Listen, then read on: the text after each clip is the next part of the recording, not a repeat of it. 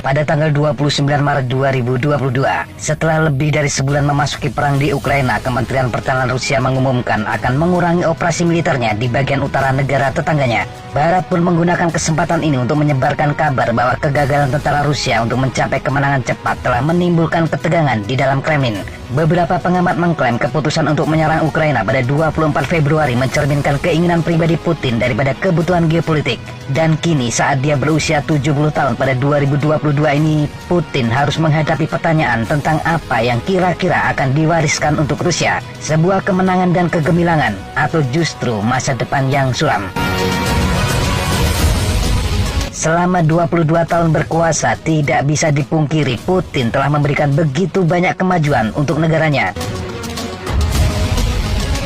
Pada akhir 1990-an, Putin, mantan agen KGB dan birokrat dalam pemerintahan kepresidenan Boris Yeltsin ini muncul sebagai salah satu calon penggantinya. Yeltsin sangat tidak populer dan dianggap sebagai pemimpin yang lemah. Dia dianggap tidak mampu mengawasi transisi bergelombang dari sistem komunisme ke ekonomi pasar dan politik elektoral.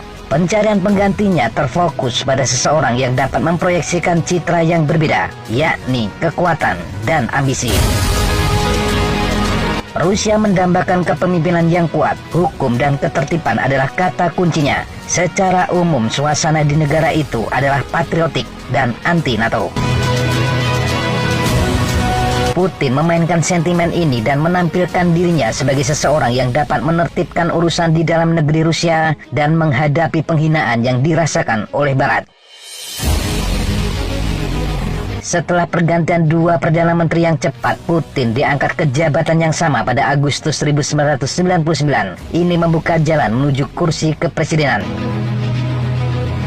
Pada Maret 2000, ia memenangkan pemilihan presiden dengan 53% suara. Keinginan masyarakat akan pemimpin yang lebih tegas memungkinkan presiden baru untuk melakukan reformasi politik yang memperkuat negara dengan cara yang cenderung keras. Secara paralel, Putin juga memperkuat badan-badan keamanan dan intelijen serta mencari kemenangan yang menentukan dalam perang Chechnya kedua. Dia juga menanggapi serangan di Moskow pada tahun 2002 dan Beslan pada tahun 2004 dengan operasi keamanan yang berat. Bahkan dia mengadopsi apa yang disebut narasi perang melawan teror oleh Amerika Serikat. Meskipun menghadapi beberapa kritik atas catatan demokrasinya dan mengadopsi beberapa retorika anti-Barat, Presiden Rusia menikmati dukungan Barat. Pada perayaan Hari Kemenangan 2005 di Moskow, Putin dikelilingi oleh para pemimpin dari Cina, Prancis, Jerman, Jepang, dan Amerika. Saat itu, Putin menyatakan adalah tugas kita untuk mempertahankan tatanan dunia berdasarkan keamanan dan keadilan, serta pada budaya hubungan baru. Semua negara tidak akan membiarkan terulangnya perang apapun, baik dingin maupun panas, kata Putin. Tetapi perluasan NATO ke arah timur menyebabkan beberapa ketegangan. Ini diungkapkan secara gamblang oleh Putin dalam pidatonya yang terkenal di konferensi keamanan Munich pada tahun 2007. Pada kesempatan itu, dia menuduh Amerika telah melangkai perbatasan nasionalnya dalam segala hal. Banyak pihak menunjuk perang Georgia pada tahun 2008 sebagai demonstrasi Kremlin setelah Tbilisi mencoba untuk mengejar keanggotaan NATO. Namun setelah konflik, keterlibatan positif dengan Barat tetap berlanjut. Dan pada tahun 2009, Presiden Amerika Barack Obama mengumumkan reset dalam hubungan dengan Rusia. Dalam dua masa jabatan pertamanya sebagai presiden, yakni tahun 2000 hingga 2008, Putin juga memimpin pertumbuhan dan pembangunan ekonomi yang spektakuler di Rusia. Salah satunya didorong oleh harga minyak yang tinggi dan reformasi makroekonomi yang dilakukan pada tahun 1990-an. Ekonomi tumbuh antara 5 hingga 10% per tahun. Ekonomi liberal di timnya bekerja untuk meningkatkan investasi asing langsung dan iklim bisnis domestik. Standar hidup meningkat untuk rata-rata orang Rusia, sementara kelas menengah perkotaan terkonsolidasi. Antara tahun 2000 hingga 2010, upah rata-rata meningkat hampir 10 kali lipat. Sergei Alexashenko yang merupakan wakil menteri keuangan Rusia pada tahun 1990-an mengatakan Putin adalah politisi yang sangat beruntung karena dia berkuasa pada tahun 2000 ketika ekonomi Rusia telah melewati masa-masa yang paling sulit. Dia menambahkan jika Putin pensiun dan meninggalkan kantor pada tahun 2008, dia akan diingat sebagai presiden Rusia yang hebat.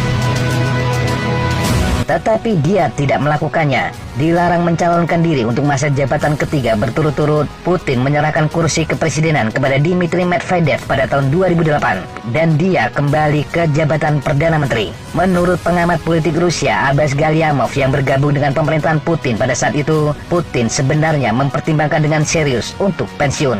Dalam beberapa bulan pertama menjadi Perdana Menteri, dia tampak sangat santai dan tidak memikul banyak tanggung jawab. Dia mungkin berencana mengizinkan Medvedev untuk masa jabatan kedua. Tetapi kemudian ada perubahan sikap dari Vladimir Putin. Menurut Galyamov, itu terjadi kira-kira bertepatan dengan dimulainya krisis keuangan global 2008 yang membuatnya semakin terlibat dalam urusan negara. Kemudian pada tahun 2011, musim semi Arab dan kampanye NATO melawan pemerintahan Muammar Gaddafi di Libya telah meningkatkan rasa tidak amannya. Pada bulan Desember tahun itu, beberapa bulan setelah Putin mengumumkan pencalonannya sebagai presiden, protes anti pemerintah meletus di Moskow. Amerika dituduh sebagai biang keladi di balik protes tersebut. Setelah mengamankan masa jabatan presiden ketiga yang kali ini selama 6 tahun, retorika anti-Barat Putin meningkat. Begitu pula kritiknya terhadap revolusi warna, istilah untuk menyebut gerakan protes populer di ruang pasca Soviet yang mencari perubahan pemerintahan. Ini memuncak dalam tanggapan kuat Moskow terhadap protes Maidan 2013 hingga 2014 di Ukraina. Sebagai tanggapan, pasukan Rusia dikirim ke Crimea untuk mendudukinya. Rusia juga mendukung separatis di wilayah Donbas. Kebijakan luar negeri yang lebih tegas juga tercermin dalam intervensi militer Rusia di Suriah pada tahun 2015 dan pengerahan tentara bayaran Rusia di Libya pada tahun 2019. Juga ada keterlibatan yang lebih kuat dengan beberapa negara Timur Tengah dan Afrika. Sementara di dalam negeri, Putin memberlakukan sejumlah tindakan yang berusaha mengekang ruang politik. Pada tahun 2019, Kremlin juga mulai menindak organisasi pemimpin oposisi Alexei Navalny. Navalny selamat dari upaya pembunuhan dengan agen kimia pada tahun 2020. Ekonomi Rusia kemudian mengalami penurunan setelah harga minyak global jatuh pada tahun 2014. Situasi semakin sulit karena negara-negara barat memberlakukan sanksi karena masalah Crimea. Namun demikian, tim ekonomi Putin berhasil menjaga stabilitas makroekonomi dan inflasi yang lebih rendah. Ini memastikan standar hidup penduduk Rusia tidak memburuk. Hingga kemudian operasi militer ke Ukraina digelar. Hasil akhir dari konflik yang sudah berjalan 1 bulan lebih ini belum terbayangkan. Yang pasti Rusia telah menghadapi tekanan hebat dari internasional dengan sanksi ekonomi yang begitu berat. Mungkin dampak terburuk dari sanksi tersebut akan dirasakan dalam jangka panjang. Banyaknya kehancuran luar biasa akibat perang juga semakin menyulitkan Putin.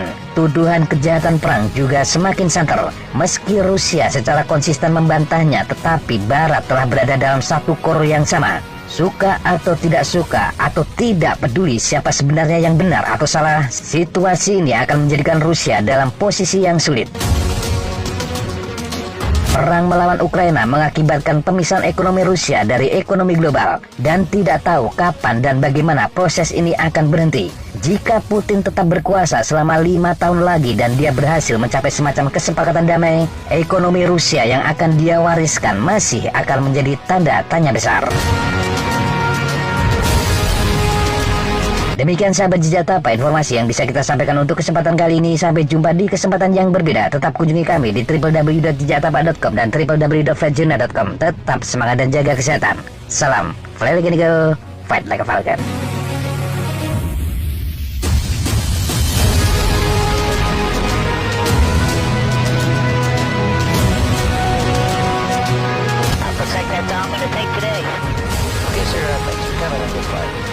Thank you guys, appreciate it.